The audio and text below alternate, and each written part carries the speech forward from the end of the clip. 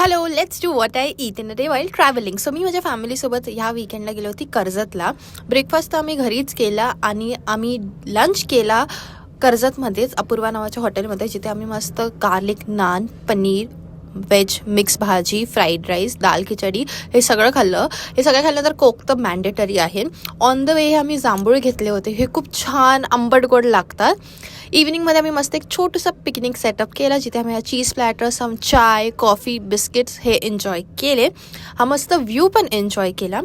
नाईटमध्ये आम्ही थोडं स्विमिंग पूल जवळ गेलो थोडं चिल करण्यासाठी, आणि डिनर आम्ही हॉटेलमध्येच केला, ज्याच्यामध्ये तो वर्जिन मोहितो आणि मस्त लाईव्ह म्युझिक, व्हेज पिझ्झा.